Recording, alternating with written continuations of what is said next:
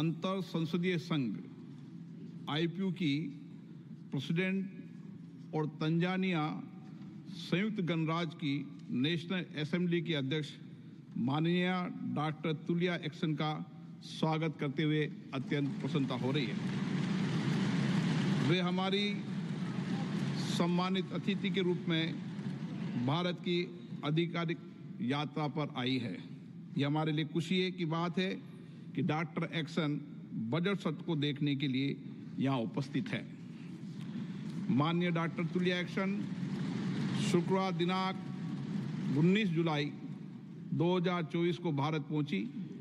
उन्होंने 21 जुलाई 2024 को आगरा का भ्रमण किया और इस समय वह विशेष बॉक्स में आसीन है। हम भारत में उनके सुखद और सफल प्रवास की कामना करते हैं। हम अंतर संसदीय संघ के प्रेसिडेंट के रूप में उनकी भूमिका के लिए सफलता की भी कामना करते हैं।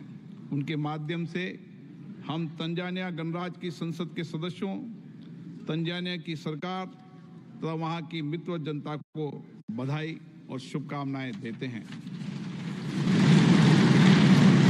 माननीय सदस्यगण, जैसा कि आपको समाचार भाग 2 के माध्यम से पहले ही सूचित किया जा चुका है कि माननीय वित्त मंत्री जी के बजट भाषण की प्रतियां हार्ड कॉपी के रूप में उपलब्ध कराई जाएगी। अतः बजट प्रस्तुत हो जाने के पश्चात माननीय सदस्य कृपया बजट भाषण की अपनी अपनी प्रति प्रकाशन काउंटर से प्राप्त कर लें। आपको ये भी सूचित किया जाता है कि माननीय मंत्री द्वारा बजट प्रस्तुत किए जाने के पश्चात बजट की प्रतियां आपको मेंबर्स पोर्टल के माध्यम से भी उपलब्ध करा दी जाएगी। माननीय वित्त मंत्री Shrimati Nirmala Sitharaman.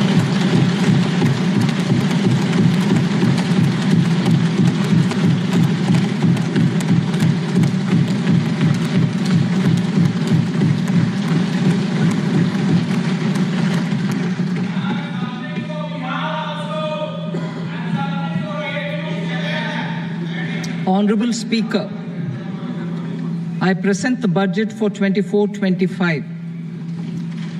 Introduction. The people of India have reposed their faith in the government led by Honorable Prime Minister Shri Narendra Modi and re-elected it for a historic third term under his leadership.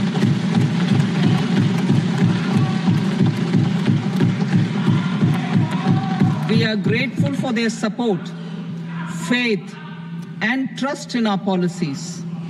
We are determined to ensure that all Indians, regardless of religion, caste, gender, and age, make substantial progress in realizing their life goals and aspirations. Global context. The global economy, while performing better than expected, is still in the grip of policy uncertainties.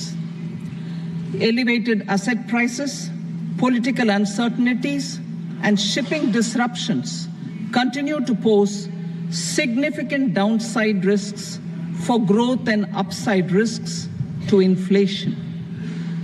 In this context, India's economic growth continues to be the shining exception and will remain so in the years ahead.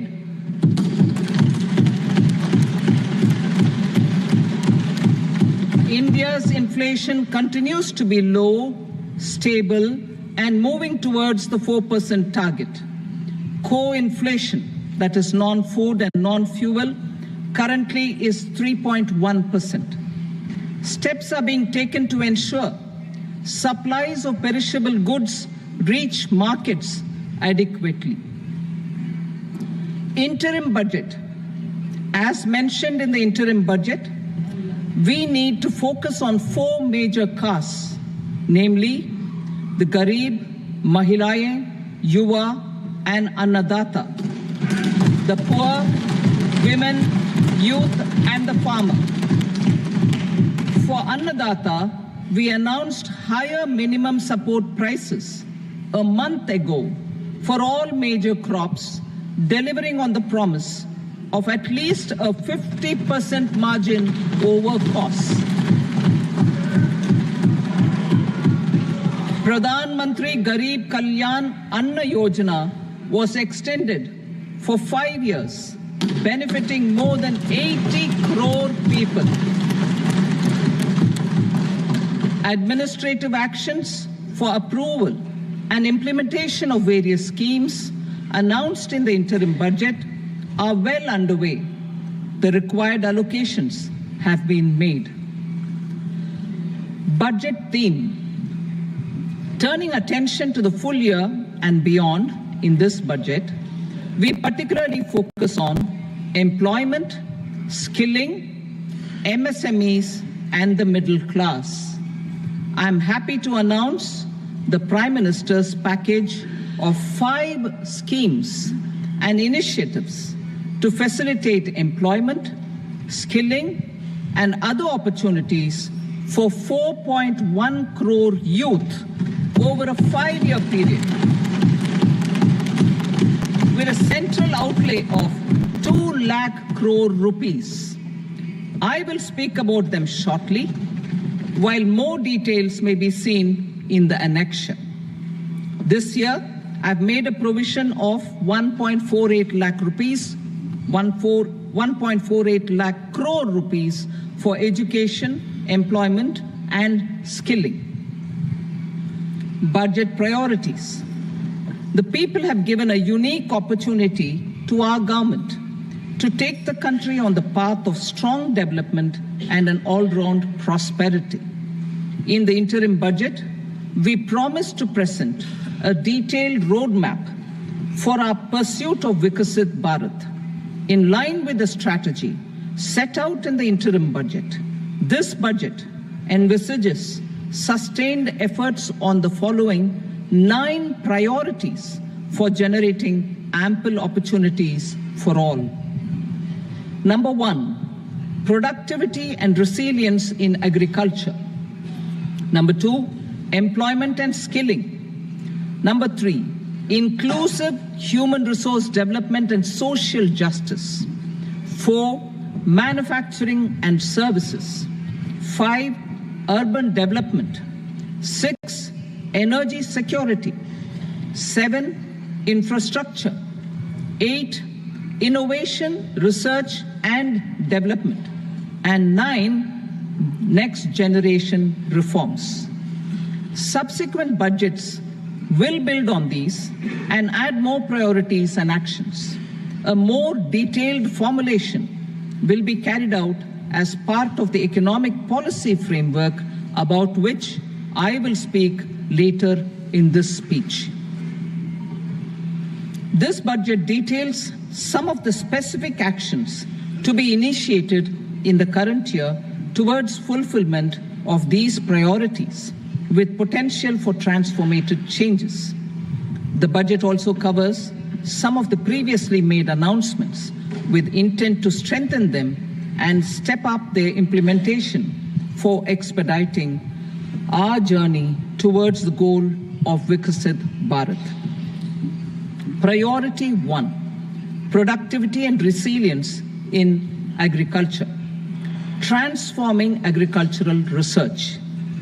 Our government will undertake a comprehensive review of the agricultural research setup to bring the focus on raising productivity and developing climate-resilient varieties. Funding will be provided in challenge mode, including to the private sector. Domain experts, both from the government and outside, will oversee the conduct of such research. Release of new varieties. New 109 high-yielding and climate-resilient varieties of 32 field and horticultural crops will be released for cultivation by farmers. Natural farming. In the next 2 years, 1 crore farmers across the country will be initiated into natural farming, supported by certification and branding. Implementation will be through scientific institutions and willing gram panchayats. 10,000 need-based bio-input resource centers will be established. Missions for pulses and oil seeds. For achieving self-sufficiency in pulses and oil seeds, we will strengthen their production, storage, and marketing. As announced in the interim budget, a strategy is being put in place to achieve Atmanirbharta for oil seeds such as mustard, groundnut, sesame, soybean, and sunflower. Vegetable production and supply chains. Large-scale clusters for vegetable production will be developed closer to major consumption centers. We will promote farmer-producer organizations, cooperatives, and startups for vegetable supply chains, including for collection and storage and marketing. Digital public infrastructure for agriculture. Buoyed by the success of the pilot project, our government, in partnership with the states, will facilitate the implementation of the digital public infrastructure in agriculture for coverage of farmers and their lands in 3 years. During this year, digital crop survey for Kharif using the DPI will be taken up in 400 districts. The details of 6 crore farmers and their lands will be brought into the farmer and land registries. Further, the issuance of Jan Samarth based Kisan credit cards will be enabled in 5 states. Shrimp production and export. Financial support for setting up a network of nucleus breeding centers for shrimp brood stocks will be provided. Financing for shrimp farming, processing, and export will be facilitated through NABARD. National cooperation policy. Our government will bring out a national cooperation policy for systematic, orderly, and all-round development of the cooperative sector, fast-tracking growth of rural economy and generation of employment opportunities on a large scale will be the policy goal. This year, I have made a provision of 1.52 lakh crore rupees for agriculture and allied sectors.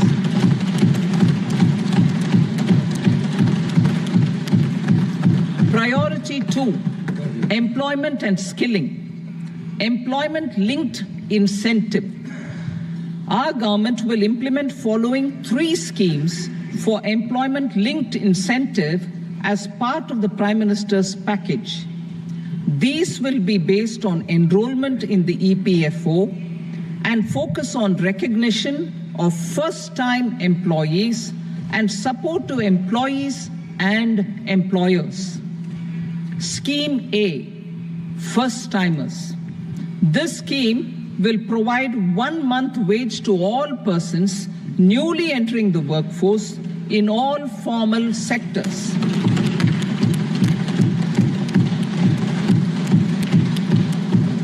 Direct benefit transfer of 1 month's salary in 3 installments to first-time employees as registered in the EPFO will be up to 15,000 rupees.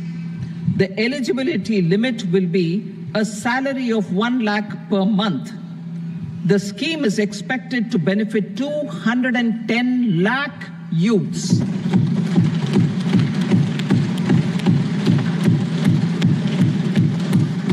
Scheme B, job creation in manufacturing.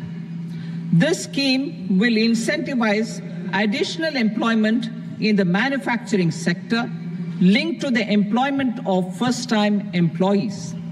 An incentive will be provided at specified scale directly both to the employee and the employer with respect to the EPFO contribution in the first 4 years of employment. The scheme is expected to benefit 30 lakh youth entering employment and their employers.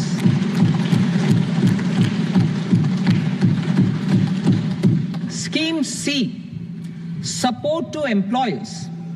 This employer-focused scheme will cover additional employment in all sectors.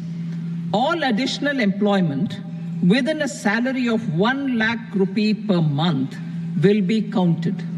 The government will reimburse to employers up to 3,000 rupees per month for 2 years towards the EPFO contribution for each additional employee.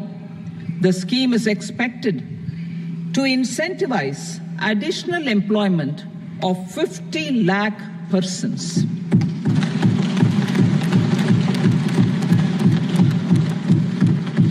Participation of women in the workforce. We will facilitate higher participation of women in the workforce through setting up of working women hostels in collaboration with industry and establishing creches. In addition, the partnership will seek to organize women-specific skilling programs and promotion of market access for women SHG enterprises. Skilling program. I'm happy to announce a new centrally sponsored scheme as the fourth scheme under the Prime Minister's package for skilling in collaboration with state governments and industry. 20 lakh youth will be skilled over a 5-year period.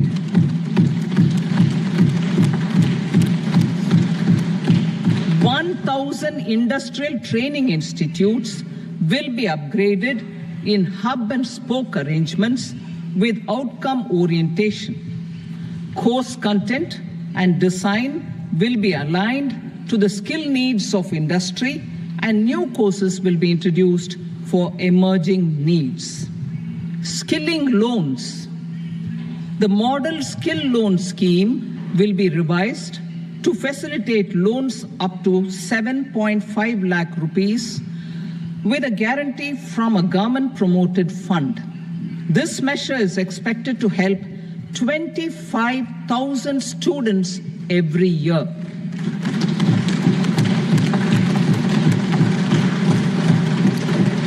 Education loans. For helping our youth who have not been eligible for any benefit under government schemes and policies, I am happy to announce a financial support for loans up to 10 lakh rupees for higher education in domestic institutions.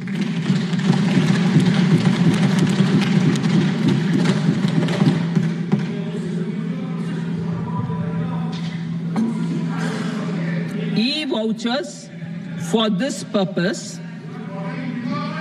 E-vouchers for this purpose will be given directly to 1 lakh students every year for annual interest subvention of 3% of the loan amount. Priority 3, inclusive human resource development and social justice, saturation approach. Our government is committed to all-round, all-pervasive and all-inclusive development of people, particularly farmers, youth, women, and the poor.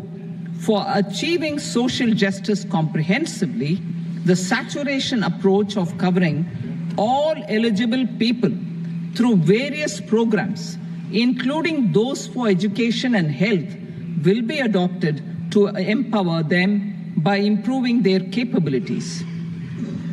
Implementation of schemes meant for supporting economic activities by craftsmen, artisans, self-help groups, scheduled caste, scheduled tribe, and women entrepreneurs and street vendors such as the PM Vishwakarma, PM Swanidhi, National Livelihood Missions, and Stand Up India will be stepped up. Purvodaya. The states in the eastern part of the country are rich in endowments and have strong cultural traditions. We will formulate a plan, Purvodaya, for the all-round development of the eastern region of the country, covering Bihar, Jharkhand, West Bengal, Odisha, and Andhra Pradesh. This will cover human resource development, infrastructure, and generation of economic opportunities to make the region an engine to attain Vikasit Bharat. On the Amritsar-Kolkata Industrial Corridor, we will support development of an industrial node at Gaya. This corridor will catalyze industrial development of the eastern region. The industrial node at Gaya will also be a good model for developing our ancient centers of cultural importance into future centers of modern economy.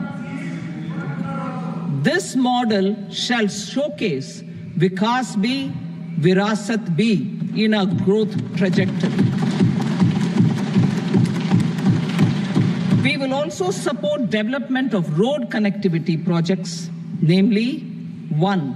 Patna-Purnia Expressway, 2. Buxar-Bhagalpur Expressway, 3. Bodh Gaya, Rajgir, Vaishali and Darbhanga spurs, and 4. Additional 2-lane bridge over River Ganga at Buxar at a total cost of 26,000 crore rupees.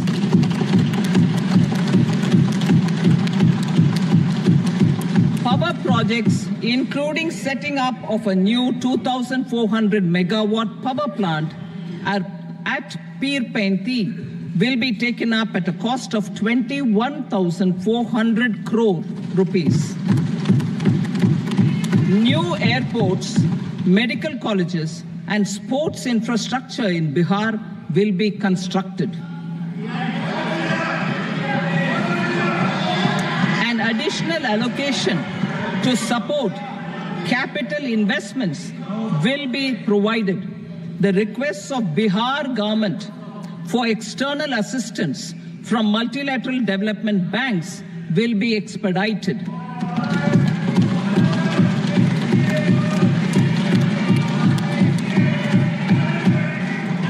Andhra Pradesh Reorganization Act. Our government has made concerted efforts to fulfill the commitments in Andhra Pradesh Reorganization Act.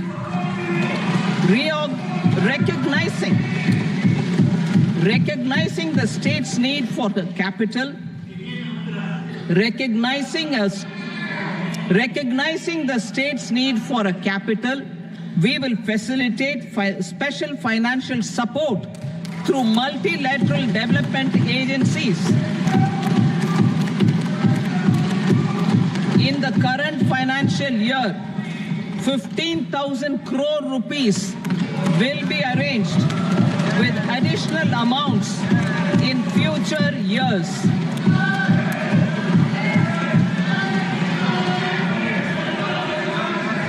Our government is fully committed to financing and early completion of the Polavaram irrigation project, which is the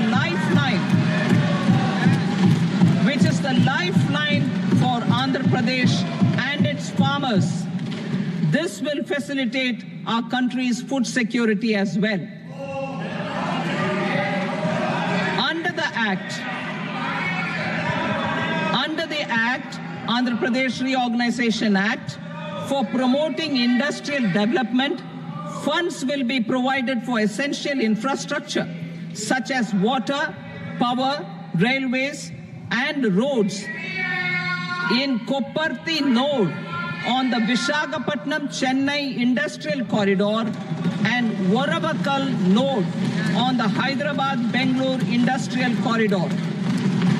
An additional allocation will be provided this year towards capital investment for economic growth.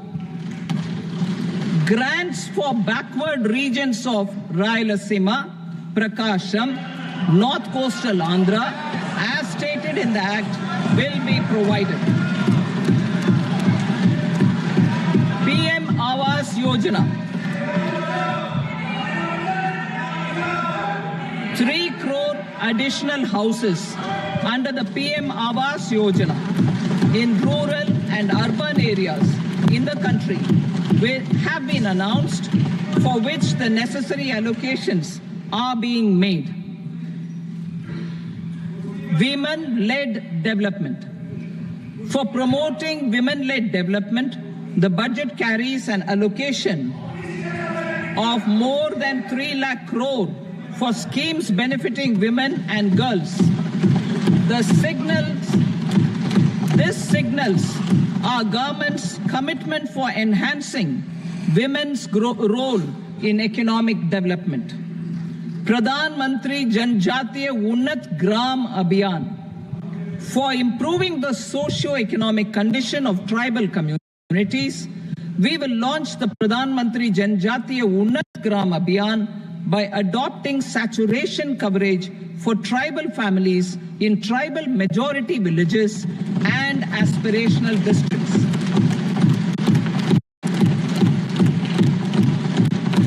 This will cover 63,000 villages, benefiting 5 crore tribal people. Bank branches in northeastern region. More than 100 branches of India Post Payment Bank will be set up in the northeast region to expand the banking services. This year, I have made a provision of 2.66 lakh crore rupees for rural development, including rural infrastructure. Priority 4, manufacturing and services, support for promotion of MSMEs. This budget provides special attention to MSMEs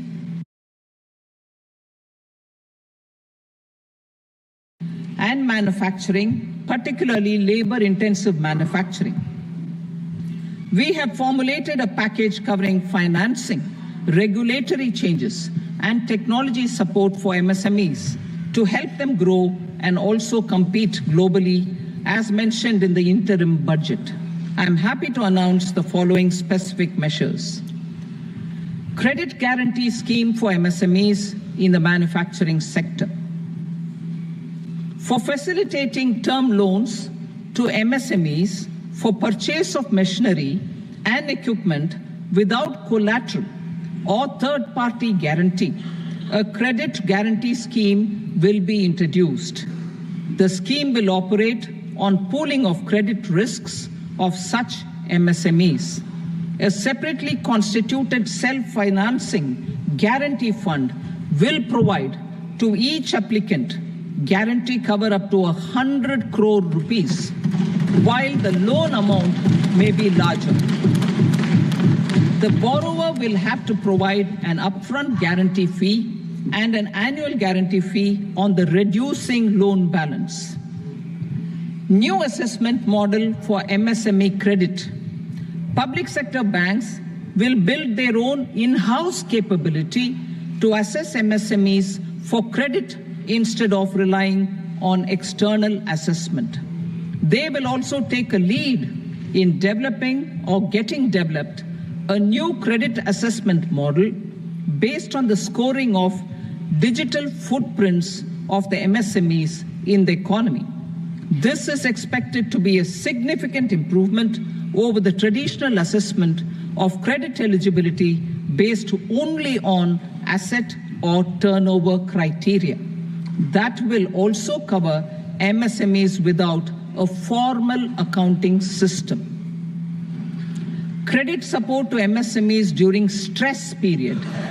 I'm happy to announce a new mechanism for facilitating continuation of bank credit to MSMEs during their stress period while being in special mention account, SMA stage, for reasons beyond their control.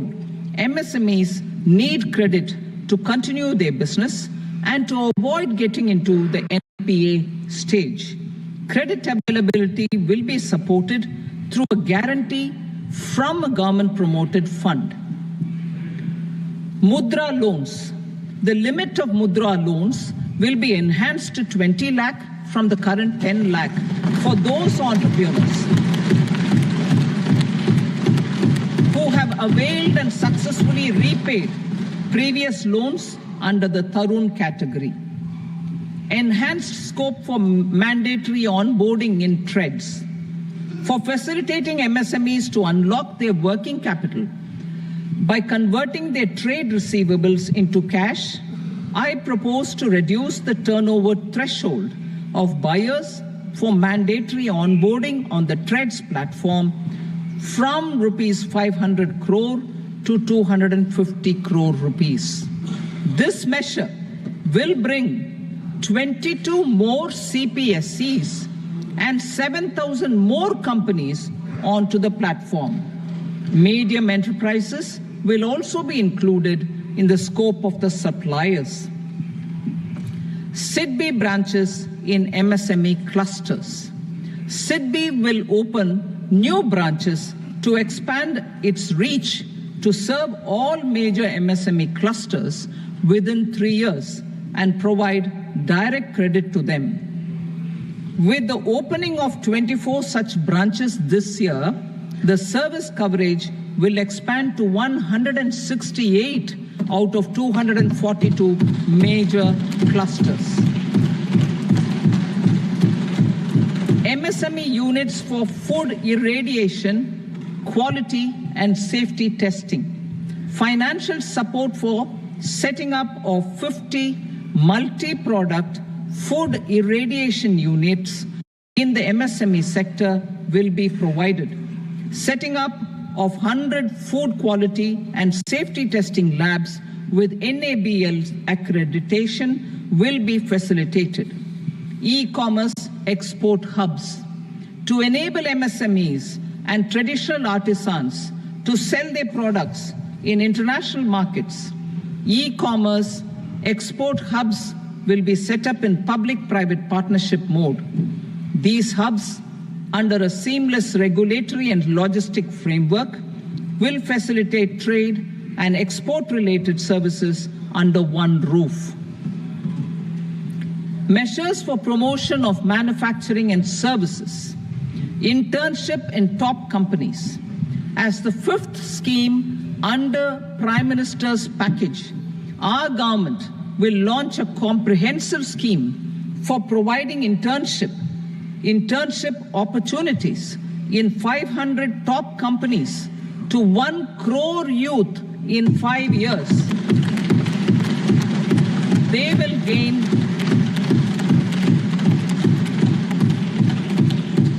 will gain exposure for 12 months to real-life business environment, varied professions, and employment opportunities. An internship allowance of 5,000 per month, 5,000 rupees per month, along with a one-time assistance of 6,000 rupees will be provided. Companies will be expected to bear the training cost and 10% of their internship cost from their CSR funds. Industrial parks. Our government will facilitate development of investment-ready, plug-and-play industrial parks with complete infrastructure in or near 100 cities in partnership with the states and private sector by better using town planning schemes.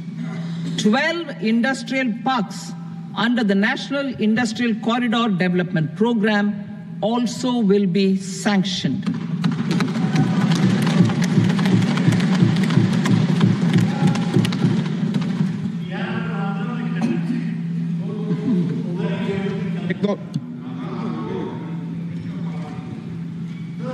Veji member, no, please, बैठिए.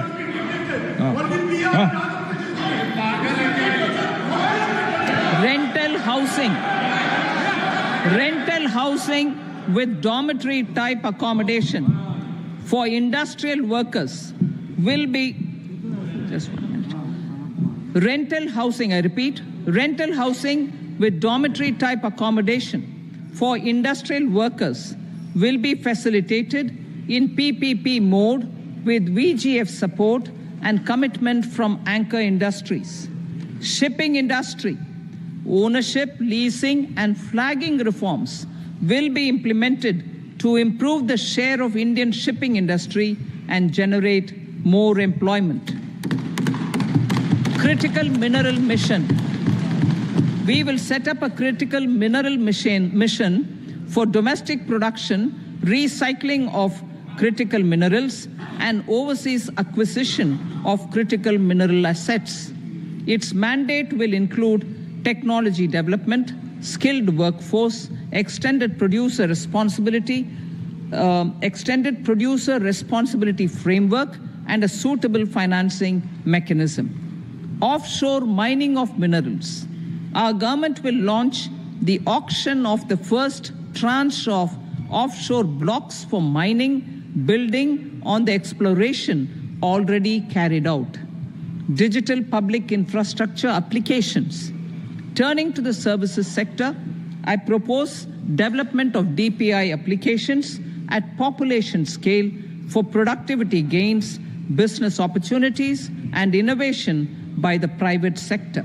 These are planned in the areas of credit, e-commerce, education, health, law and justice, logistics, MSME service delivery, and urban governance. Integrated technology platform for IBC ecosystem.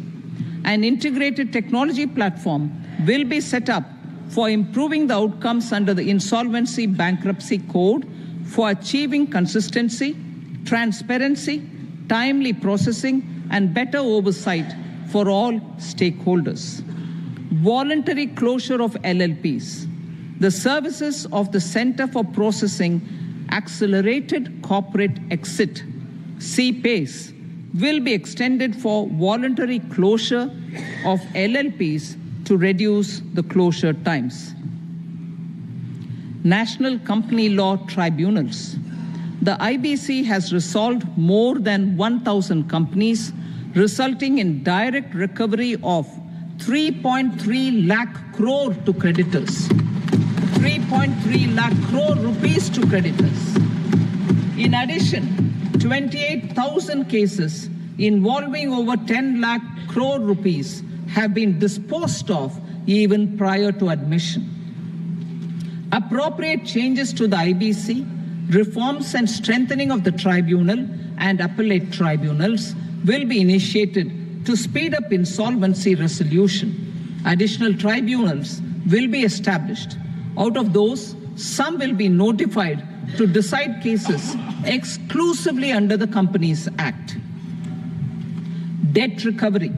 Steps for reforming and strengthening debt recovery tribunals will be taken. Additional tribunals will be established to speed up recovery. Priority 5, urban development. Cities as growth hubs. Working with states, our government will facilitate development of cities as growth hubs.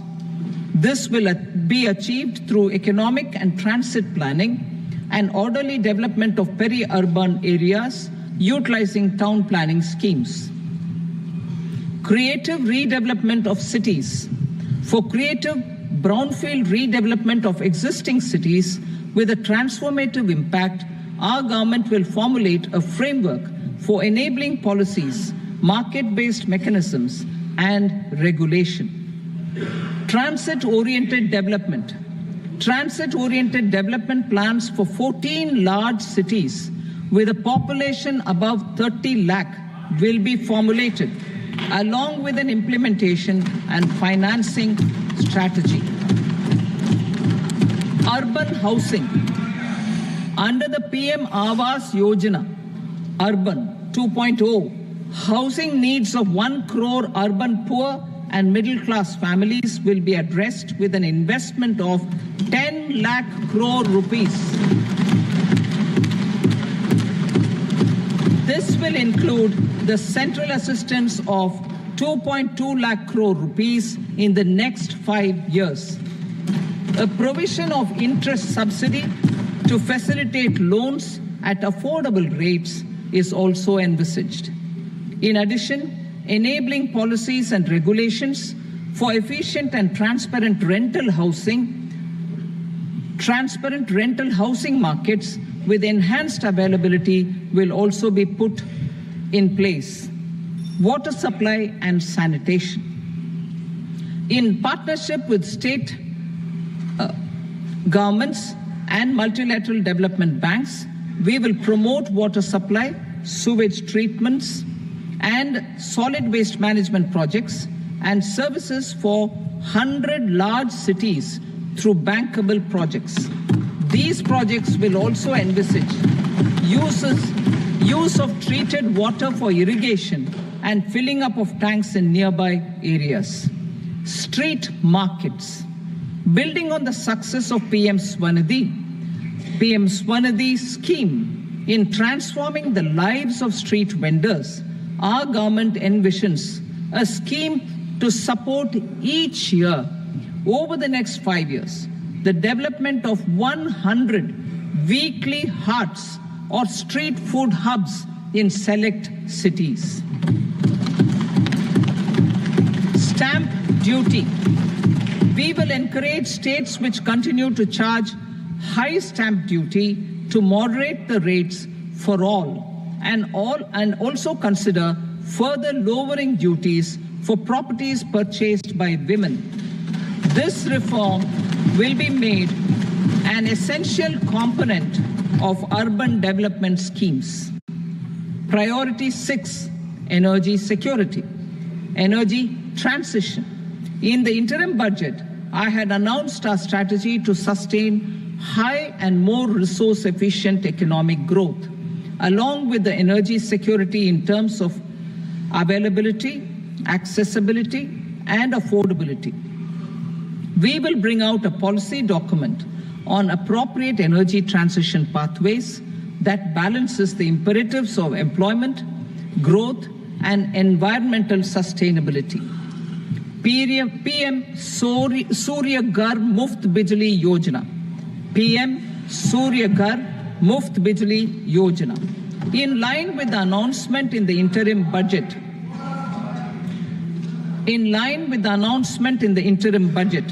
PM Surya Ghar Muft Bijli Yojana has been launched to install rooftop solar plants to enable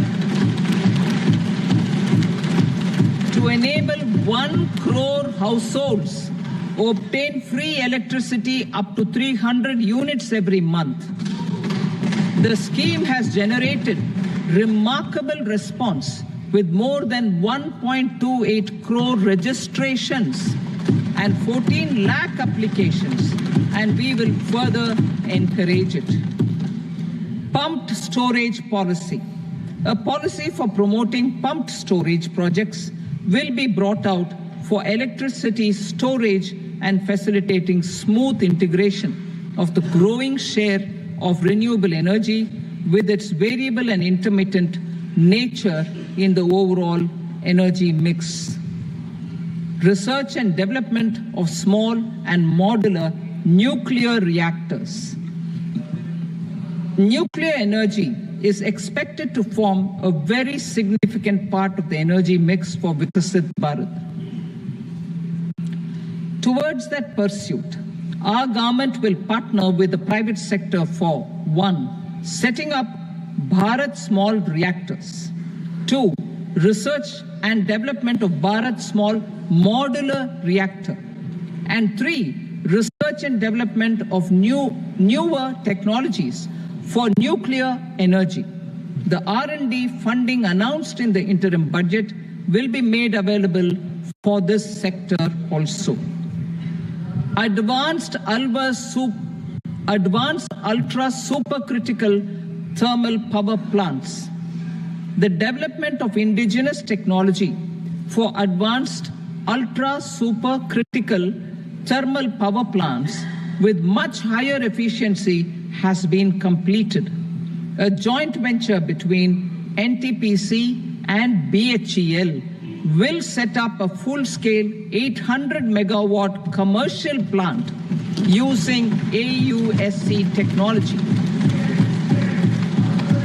The government will provide the required fiscal support. Moving forward, development of indigenous capacity for the production of high-grade steel and other advanced metallurgy materials for these plants will result in strong spin-off benefits for the economy. Roadmap for hard-to-abate industries. A roadmap for moving the hard-to-abate industries from energy efficiency targets to emission targets will be formulated. Appropriate regulations for transition of these industries from the current perform, achieve, and trade mode to Indian carbon market mode will be put in place. Support to traditional micro and small industries. An investment-grade energy audit of traditional micro and small industries in 60 clusters, including brass and ceramic, will be facilitated. Financial support will be provided for shifting them to cleaner forms of energy and implementation of energy efficiency measures. The scheme will be replicated in another 100 clusters in the next phase. Priority 7, infrastructure investment by central government. Significant investment the central government has made over the years in building and improving infrastructure has had a strong multiplier effect on the economy. We will endeavor to maintain strong fiscal support for infrastructure over the next 5 years in conjunction with imperatives of other priorities and fiscal consolidation. This year, I have provided 11,11,111 crore rupees for capital expenditure. This would be 3.4% of our GDP. Infrastructure investment by state governments. We will encourage states to provide support of similar scale for infrastructure, subject to their development priorities. A provision of 1.5 lakh crore rupees for long-term interest-free loans have been made this year also to support the states in their resource allocation. Private investment in infrastructure. Investment in infrastructure by private sector will be promoted through viability gap funding and enabling policies and regulations. A market-based financing framework will be brought out. Pradhan Mantri Gram Sadak Yojana, Phase 4 of the PMGSY will be launched to provide all-weather connectivity to 25,000 rural habitations, which have become eligible in view of their population increase. Irrigation and flood mitigation. Bihar has frequently suffered from floods, many of them originating outside the country. Plans to build flood control structures in Nepal are yet to progress. Our government, through the Accelerated Irrigation Benefit Program and other sources, will provide financial support for projects with estimated cost of 11,500 crore rupees, such as the Kosi-Michi intra-state link and 20 other ongoing and new schemes, including barrages, river pollution abatement, and irrigation projects. In addition, survey and investigation of Kosi-related flood mitigation and irrigation projects will be undertaken.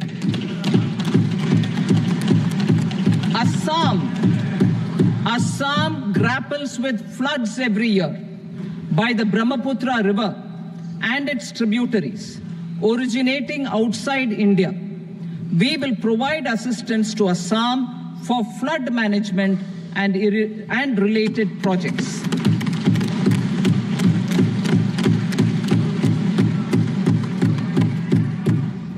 Himachal Pradesh, suffered extensive losses due to floods last year.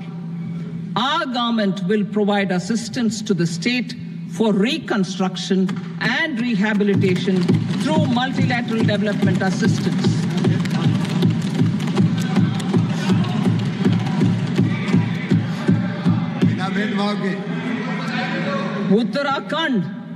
Uttarakhand too suffered losses due to cloudbursts and massive landslides. We will provide assistance to the state. Recently, Sikkim witnessed devastating flash floods and landslides that wreaked havoc across the state. Our government will provide assistance to the state. Tourism has always been a part of our civilization.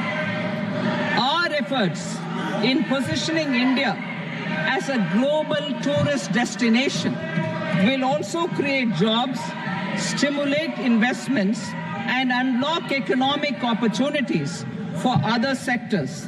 In addition to the measures outlined in the interim budget, I propose the following measures.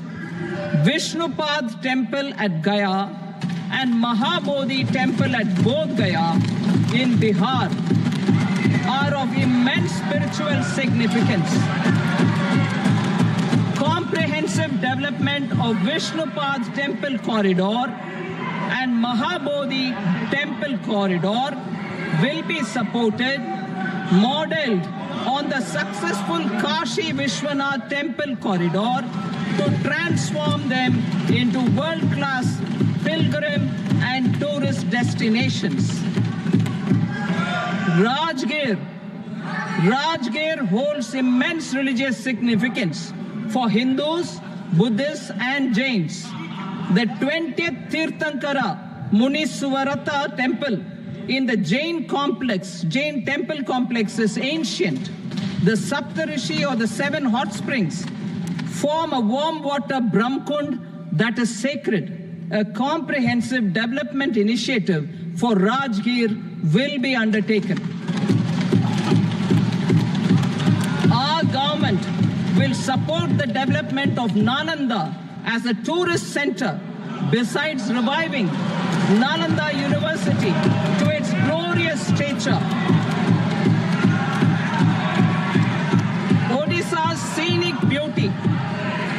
Odisha's scenic beauty, temples, monuments, craftsmanship, wildlife sanctuaries, natural landscapes, and pristine beaches make it an ultimate tourism destination.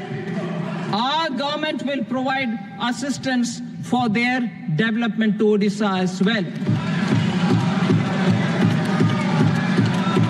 Priority 8, innovation, research and development. We will operationalize the Anusandhan National Research Fund for basic research and prototype development. Further, we will set up a mechanism for spurring private sector-driven research and innovation at commercial scale with a financing pool of 1 lakh crore rupees in line with the announcement in the interim budget. Space economy. With our continued emphasis on expanding the space economy by 5 times in the next 10 years, a venture capital fund of 1,000 crore rupees will be set up. Priority 9, next generation reforms. Economic policy framework. We will formulate an economic policy framework to delineate the overarching approach to economic development and set the scope of the next generation of reforms for facilitating employment opportunities and sustaining high growth. Our government will initiate and incentivize reforms for 1. Improving productivity of factors of production, and 2. Facilitating markets and sectors to become more efficient. These reforms will cover all factors of production, namely land, labor, capital, and entrepreneurship, and technology as an enabler of improving total factor productivity and bridging inequality. Effective implementation of several of these reforms requires collaboration between the center and the states and building consensus as development of the country lies in development of the states. For promoting competitive federalism and incentivizing states for faster implementation of reforms, I propose to earmark a significant part of the 50-year interest-free loan. Working with the states, we will initiate the following reforms.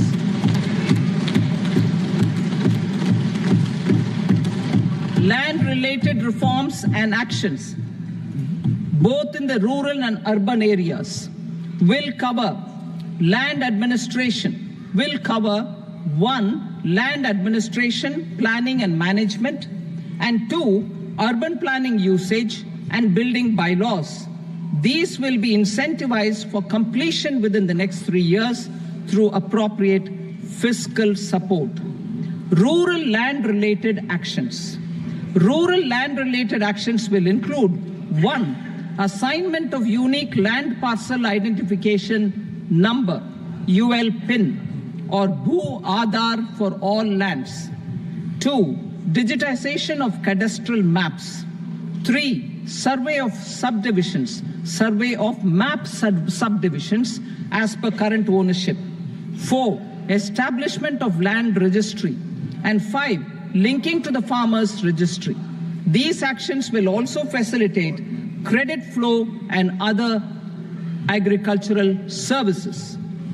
Urban land-related actions. Land records in urban areas will be digitized with GIS mapping. An IT-based system for property record administration, updating, and tax administration will be established. These will also facilitate improving the financial position of urban local bodies. Labor-related reforms. Services to labor. Our government will facilitate the provision of a wide array of services to labor, including those for employment and skilling. A comprehensive integration of e-Shram portal with other portals will facilitate such one-stop solution. Open architecture databases for the rapidly changing labor market, skill requirements, and available job roles, and a mechanism to connect job aspirants with potential employers and skill providers will be covered in these services. Shram Suvidha and Samadhan portal. Shram Suvidha and Samadhan portal will be revamped to enhance ease of compliance for industry and trade. Capital and entrepreneurship related reforms, financial sector vision and strategy. For meeting financing needs of the economy, our government will bring out a financial sector vision and strategy document to prepare the sector in terms of size, capacity, and skills. This will set the agenda for the next 5 years and guide the work of the government, regulators, financial institutions, and market participants. Taxonomy for climate finance. We will develop taxonomy for climate finance for enhancing the availability of capital for climate adaptation and mitigation. This will support achievement of the country's climate commitments and green transition. Variable capital company structure. We will seek the required legislative approval for providing an efficient and flexible mode for financing leasing of aircrafts and ships and pooled funds of private equity through a variable company structure. Foreign direct investments and overseas investment. The rules and regulations for foreign direct investment and overseas investments will be simplified to 1. Facilitate foreign direct investments, 2. Nudge prioritization, and 3. Promote opportunities for using Indian rupee as a currency for overseas investment. NPS Vatsalya. NPS Vatsalya, a plan for contribution by parents and guardians for minors, will be started. On attaining the age of majority, the plan can be converted seamlessly into a normal NPS account. Use of technology. We have successfully used technology for improving productivity and bridging inequality in our economy during the past 10 years. Public investment in digital infrastructure and innovations by the private sector have helped in improving access of all citizens, particularly the common people, to market resources, education, health and services. We will step up adoption of technology towards digitalization of the economy. Ease of doing business. For enhancing ease of doing business, we are already working on the Jan Vishwas Bill 2.0. Further, states will be incentivized for implementation of the business reforms, action plans, and digitalization. Data and statistics. For improving data governance, collection, processing and management of data and statistics, different sectoral databases, including those established under the Digital India Mission, will be utilized with active use of technology tools. New pension scheme. The committee to review the NPS has made considerable progress in its work. I'm happy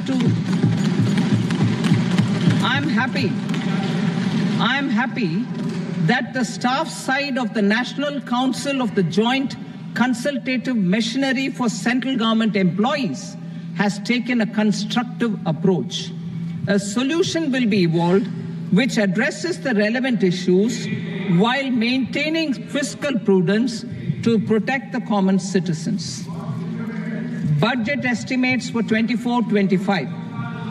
For the year 24-25, total receipts other than borrowings and the total expenditure are estimated at 32.07 lakh crore rupees and 48.21 lakh crore rupees respectively. The net tax receipts are estimated at 25.83 lakh crore rupees. The fiscal deficit is estimated at 4.9% of the GDP. The gross and the net market borrowings through dated securities during 24-25 are estimated at 14.01 lakh crore rupees and 11.63 lakh crore rupees respectively. Both will be less than that in 23-24. The fiscal consolidation path announced by me in 2021 has served our economy very well, and we aim to reach the deficit below 4.5% next year. The government is committed to staying the course. From 2026-27 onwards, our endeavor will be to keep the fiscal deficit each year such that the central government's debt will be on a declining path as percentage of GDP. I will now move to Part B.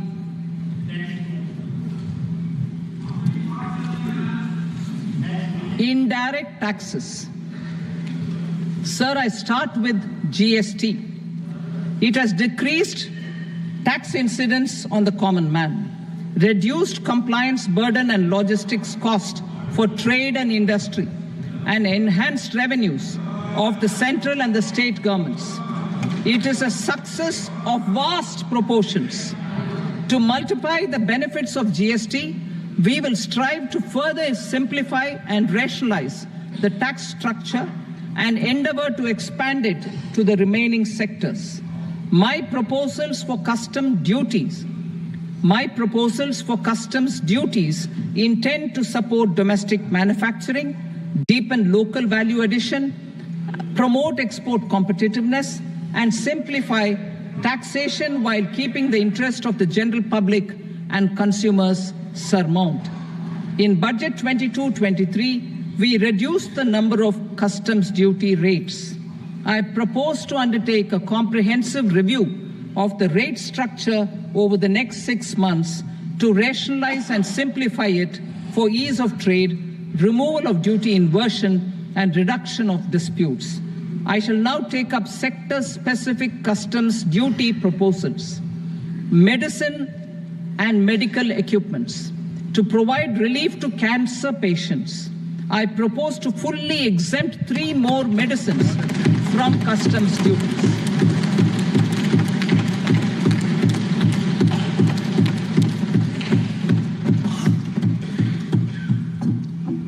I also propose changes in the BCD on X-ray tubes and flat panel detectors for use in medical X-ray machines under the phased manufacturing program so as to synchronize them with the domestic capacity addition.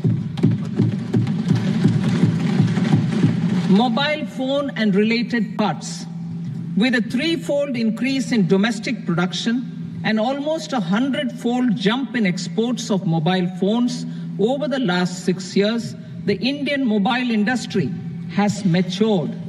In the interest of consumers, I now propose to reduce the BCD on mobile phone, mobile PCBA, and mobile charger to 15%. Critical minerals. Minerals such as lithium, copper, cobalt, and rare earth elements are critical for sectors like nuclear energy, renewable energy, space, defense, telecommunications, and high-tech electronics. I propose to fully exempt customs duties on 25 critical minerals and reduce BCD on 2 of them. This will provide a major fillip to the processing and refining of such minerals and help secure their availability for these strategic and important sectors. Solar energy. Energy transition is critical in the fight against climate change. To support energy transition, I propose to expand the list of exempted capital goods for use in the manufacture of solar cells and panels in the country. Further, in view of sufficient domestic manufacturing capacity of solar gas, glass, and tinned copper interconnect, I propose not to extend the exemption of custom duties provided to them. Marine products. India's seafood exports in the last financial year touched an all-time high of more than 60,000 crores of rupees. Frozen shrimp accounted for about 2/3 of these exports. To enhance their competitiveness, I propose to reduce BCD on certain broodstock, polychaete worms, shrimp, and fish feed to 5%. I also propose to exempt customs duty on various inputs for manufacture of shrimp and fish feed. Leather and textile. Similarly, to enhance the competitiveness of exports in the leather and textile sectors, I propose to reduce BCD on real down-filling material from duck or goose. I am also making additions to the list of exempted goods for manufacture of leather and textile garments, footwear, and other leather articles for export. To rectify inversion in duty, I propose to reduce BCD subject to conditions on methylene diphenyl diisocyanate, MDI, for manufacture of spandex yarn from 7.5 to 5%. Furthermore, the export duty structure on raw hides, skin, and leather is proposed to be simplified and rationalized. Precious metals. To enhance domestic value addition in gold and precious metal jewelry in the country, I propose to reduce customs duties on gold and silver to 6% and that of platinum to 6.4%. Other metals. Steel and copper are important raw materials. To reduce their cost of production, I propose to remove the BCD on ferronickel and blister copper. I am also continuing with nil BCD on ferrous scrap and nickel cathode and concessional BCD of 2.5% on copper scrap. Electronics. To increase value addition in the domestic electronics industry, I propose to remove the BCD subject to conditions on oxygen-free copper for manufacture of resistors. I also propose to exempt certain parts for manufacture of connectors. Chemicals and petrochemicals. To support existing and new capacities in the pipeline, I propose to increase the BCD on ammonium nitrate from 7.5% to 10%. Plastics. PVC flex banners are non-biodegradable and hazardous for environment and health. To curb their imports, I propose to raise the BCD on them from 10 to 25%. Telecommunication equipment. To incentivize domestic manufacturing, I propose to increase the BCD from 10 to 15% on PCBA of specified telecom equipment. Trade facilitation. To promote domestic aviation and boat and ship MRO, I propose to extend the period for export of goods imported for repairs from 6 months to 1 year. I'll read that again. To promote domestic aviation and boat and ship maintenance, repair and operations, I propose to extend the period for export of goods imported for repairs from 6 months to 1 year. In the same vein, I propose to extend the time limit for re-import of goods for repairs under warranty from 3 to 5 years. I now move to direct taxes. We will continue our efforts to simplify taxes, improve taxpayer services, provide tax certainty, and reduce litigation while enhancing revenues for funding the development and welfare schemes of the government. It has been our endeavor to simplify taxation. We have taken a number of measures in the last few years, including introduction of simplified tax regimes without exemptions and deductions for corporate tax and for personal income tax. This has been appreciated by taxpayers. 58% of corporate tax came from the simplified tax regime in the financial year 22-23. Similarly, as per data available till now, for the last fiscal, more than 2/3 have availed the new personal income tax regime. Comprehensive review of the Income Tax Act. I am now announcing a comprehensive review of the Income Tax Act 1961. The purpose is to make the Act concise, lucid, easy to read and understand. This will reduce disputes and litigation, thereby providing tax certainty to the taxpayers. I will also bring down the demand embroiled in litigation. It is proposed to be completed in 6 months. A beginning is being made in the finance bill by simplifying the tax regime for charities, TDS rate structures, provisions of reassessment and such provisions, and capital gains taxation. Simplification for charities and TDS. Two tax exemption regimes. The two tax exemption regimes for charities are proposed to be merged into one. The 5% TDS rate on many payments is being merged into the 2% TDS rate, and the 20% TDS rate on repurchase of units by mutual funds or UTI is being withdrawn. TDS rate on e-commerce operators is proposed to be reduced from 1 to 0.1%. Moreover, credit of TCS is proposed to be given in the TDS to be deducted on salary. Further, I propose to decriminalize delay for payment of TDS up to the due date of filing statement for the same. I also plan to provide a standard operating procedure for TDS defaults and simplify and rationalize the compounding guidelines for such defaults. Simplification of reassessment. I propose to thoroughly simplify the provisions for reopening and reassessment. An assessment hereinafter can be reopened beyond 3 years from the end of the assessment year only if the escaped income is 50 lakh rupees or more, up to a maximum period of 5 years from the end of the assessment year. Even in such cases, a time limit of 6 years before the year of the search, as against the existing time limit of 10 years, is being proposed. This will reduce tax uncertainty and disputes. Simplification and rationalization of capital gains. Capital gains taxation is also proposed to be hugely simplified.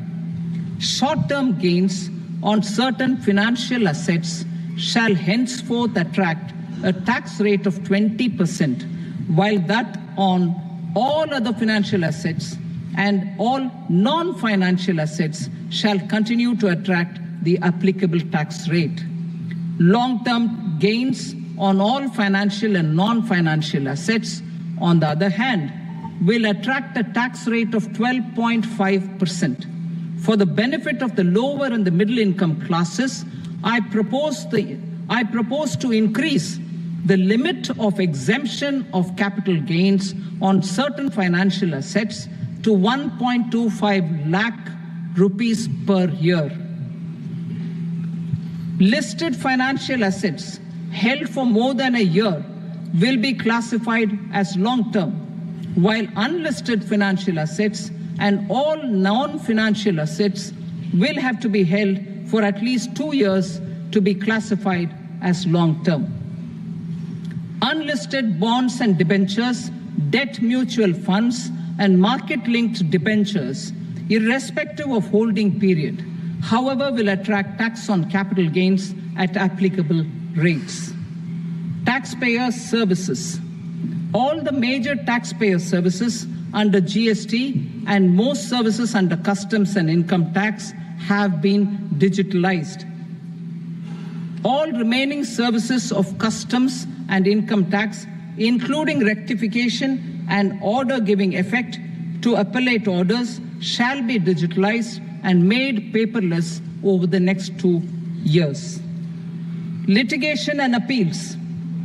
While our concerted efforts to reduce pendency of appeals at various appellate fora are beginning to show good results, it will continue to engage our highest attention.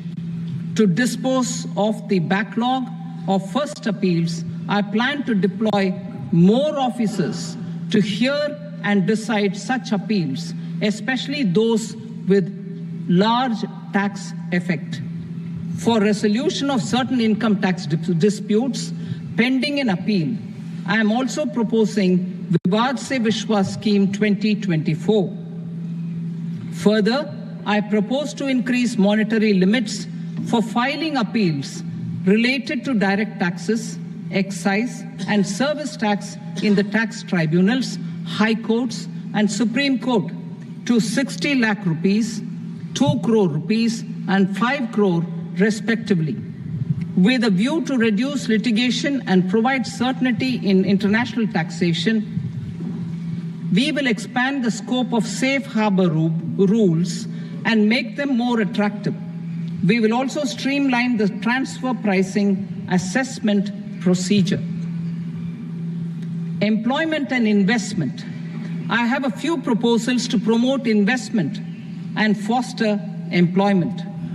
First of all, to bolster the Indian startup ecosystem, boost the entrepreneurial spirit, and to support innovation, I propose to abolish the so-called angel tax for all classes of investors. Second, there is tremendous potential for cruise tourism in India. To give a fillip to this employment-generating industry, I am proposing a simpler tax regime for foreign shipping companies operating domestic cruises in the country. Third, India is a world leader in the diamond cutting and polishing industry, which employs a large number of skilled workers. To further promote the development of this sector, we would provide for safe harbor rates for foreign mining companies selling raw diamonds in the country. Fourth, to attract foreign capital for our development needs, I propose to reduce the corporate tax rate on foreign companies from 40 to 35%. Deepening the tax base. I have a couple of proposals for deepening the tax base. First, security transaction tax on futures and options of securities is proposed to be increased to 0.02% and 0.1% respectively. Second, for reasons of equity, I propose to tax income received on buyback of shares in the hands of recipients. Other proposals. To improve social security benefits, deduction of expenditure by employers towards NPS is proposed to be increased from 10 to 14% of the employee's salary. Similarly, deduction of this expenditure up to 14% of salary from the income of employees in private sector, public sector banks, and undertakings opting for the new tax regime is proposed to be provided.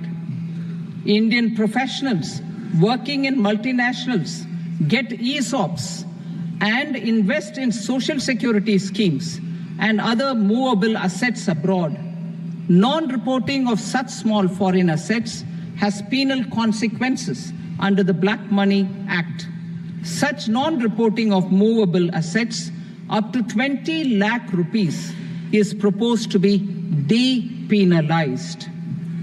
Other major proposals in the finance bill relate to withdrawal of equalization levy of 2%, expansion of tax benefits to certain funds and entities in IFSCs, and immunity from penalty and prosecution to Benamidar on full and true disclosure so as to improve conviction under the Benami Transaction Prohibition Act 1988.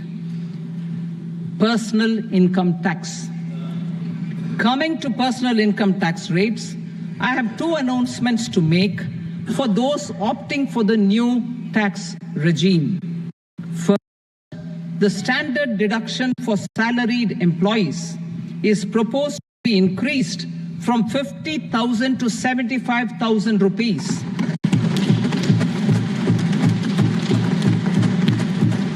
Similarly, deduction on family pension for pensioners is proposed to be enhanced from 15,000 to 25,000 rupees. This will provide relief to about 4 crore salaried individuals and pensioners.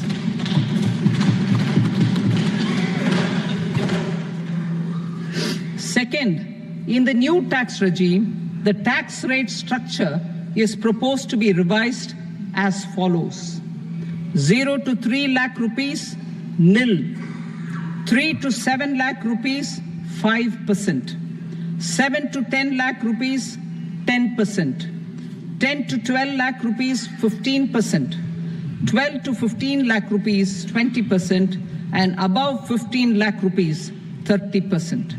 As a result of these changes, a salaried employee in the new tax regime stands to save up to 17,500 rupees in income tax.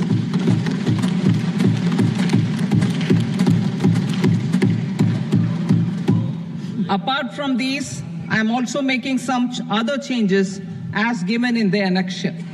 As a result of these proposals, revenue of about 37,000 crore That is 29,000 crore in direct taxes and 8,000 crore in indirect taxes will be foregone, while revenue of about 30,000 crore rupees will be additionally mobilized. Thus, the total revenue foregone is about 7,000 crores annually. Mr. Speaker, sir, with this, I commend the budget to this august House. Jai Hind.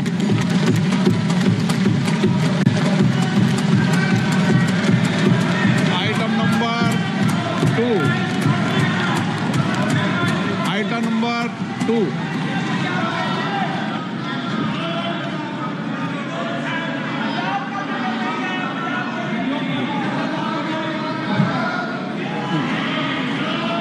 Sir, with your permission, I rise to lay on the table the following statements under Section 3 of the Fiscal Responsibility and Budget Management, FRBM Act 2003, Medium-Term Fiscal Policy cum Fiscal Policy Strategy Statement and Macroeconomic Framework Statement.